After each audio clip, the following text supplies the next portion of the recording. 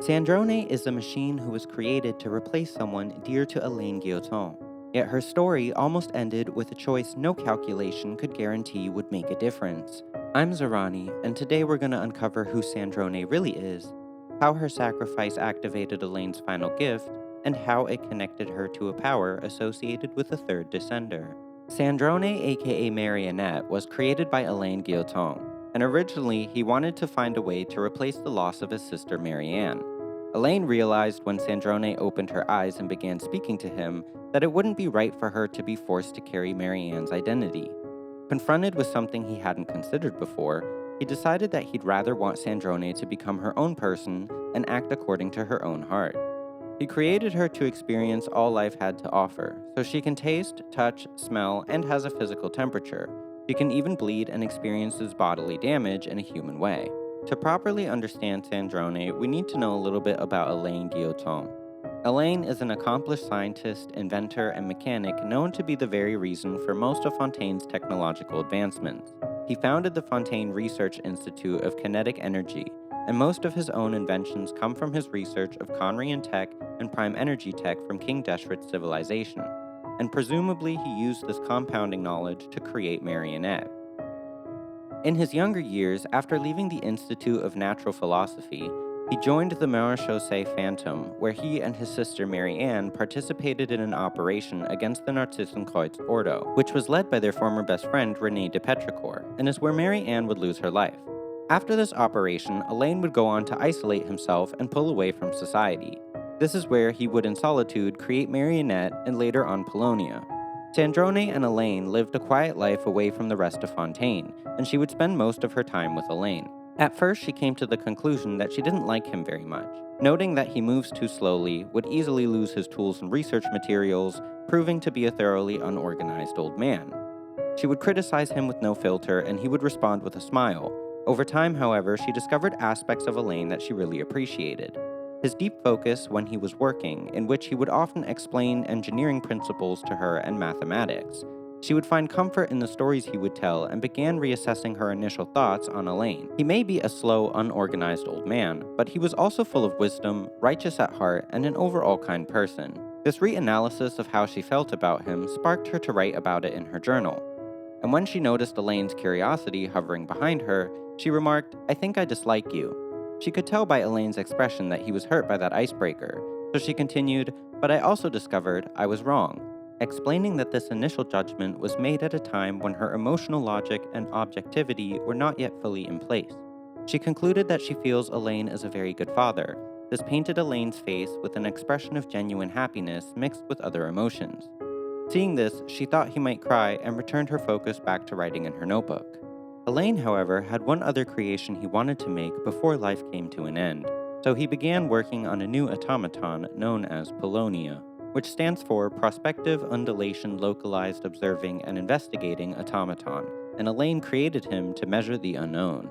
After Elaine's passing, he wanted Sandrone to give Pulonia to the Fontaine Research Institute, but Sandrone instead kept Pulonia as her own assistant. Pulonia, in many ways, was how Sandrone could hold onto the memory of Alain, a memory that she was not ready to process because it would require her to face an anomaly within her, an anomaly that was carrying all of the pain and suffering of every loss Sandrone didn't openly express. Alain believed a person is born twice, the first time when you are born into the world, and the second is the birth of the soul. It's when you start living on your own terms. A lesson Sandrone had not learned yet. And once the burial of Alain concluded, Sandrone took Pulonia and left Fontaine. She traveled to Snezhnaya, where she wrote in her journal that she had found a new well-paying job and that she works for a woman with an icy demeanor. Since that's all she wrote, we can speculate that she means the Tsaritsa, but since we don't actually know how she became the Seventh Harbinger or how she joined the Fatui, it's also possible that she was referring to Signora, a woman who definitely knows how to make an icy first impression. Her role as a Fatui Harbinger seems to mostly be technical support and supplying the Fatui with advanced weapons and combat-ready robots, while most likely using the Adventurers Guild as an information network through Catherine. Her time spent in Snezhnaya seemed to be mostly peaceful. She often had tea parties with Signora, Columbina, and Arlecchino, occasionally dealing with a tea party crasher like Capitano or Child, but this was mostly due to Columbina's shenanigans. Matter of fact, Columbina seems to be the whole reason these tea party traditions even started in the first place amongst the Fatui Harbingers. In the beginning, Sandrone couldn't stand Columbina and found her singing to be annoying. Her first recorded judgment of Columbina was simply, "She is ridiculous." Columbina, of course, having taken an instant liking to Sandrone, would often follow her around during the day and sing in front of her bedroom door at night. Sandrone often tried to discourage Columbina from such behavior, but Columbina ignored it and continued anyway, even bringing other harbingers along like Arlecchino and Signora, turning Sandrone's room into a tea party. Sandrone would initially give Columbina unpleasant tea, but when Columbina would react badly to them, she would feel bad and give her snacks instead. Sandrone often did nice things for Columbina and offered Polonia's company to her once when Columbina was alone, staring up at the false moon, longing to go home. Anytime Columbina would thank her, she would tell her to thank Pulonia instead.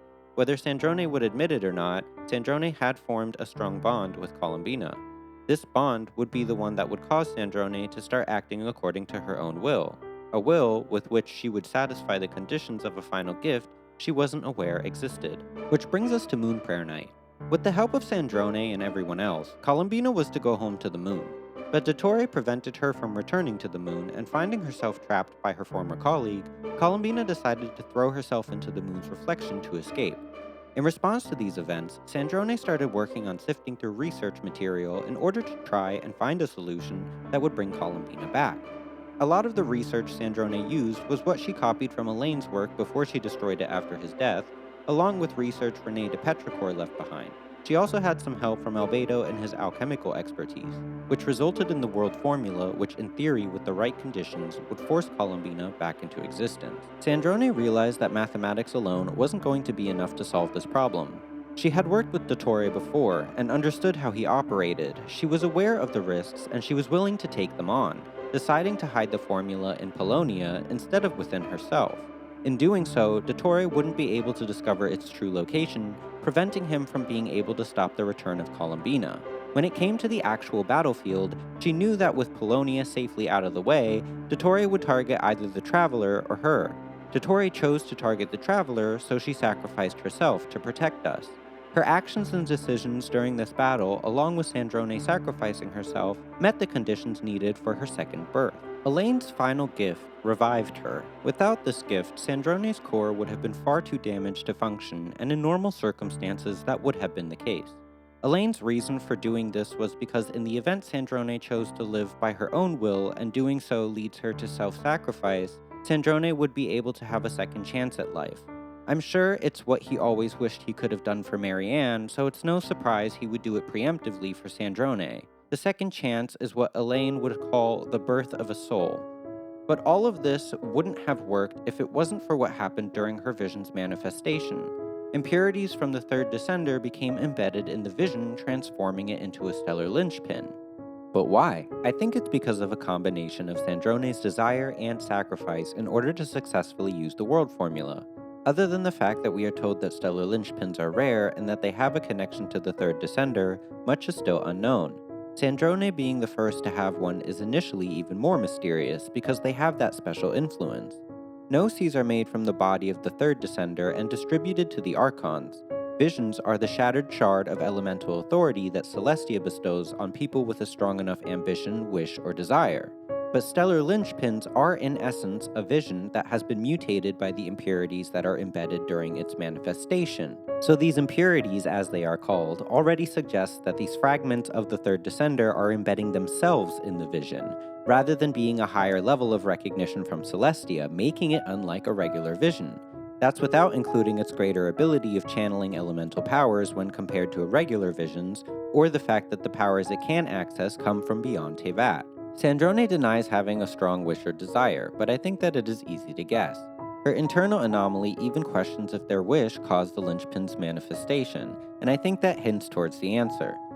I don't think the third descender's impurities embedding themselves in a vision is accidental. There is a good possibility that these impurities contain fragments of the third descender's world-rivaling will, which may have resonated with Sandrone when she sacrificed herself to save the Traveler, and buy time for the world formula to finish.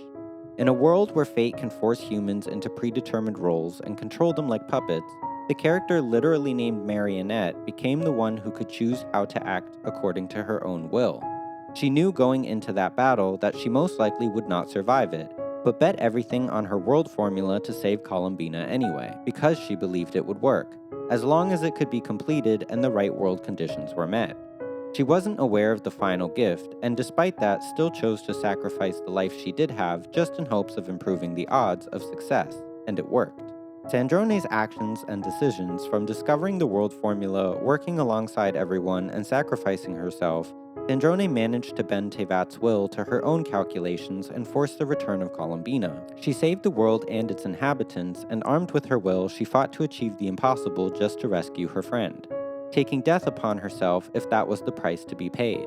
Though she is essentially a puppet, she really is no different than a fate-bound human under the rules of the heavenly principles. She is a representation of how even those who are controlled by the strings of fate can cut those strings and bend the world to their own will. Yet despite that, her desire was strong enough to reach beyond Tevat, and that is something the Impurities of the Third Descender seem to respond to. At least that's my theory. If you made it this far, you are who I make these videos for. Right now, 99.8% of the people watching this channel aren't subscribed, so if you enjoy deep Genshin lore and theories like this one, consider subscribing. It's the best way to support the channel and make sure you don't miss the next video.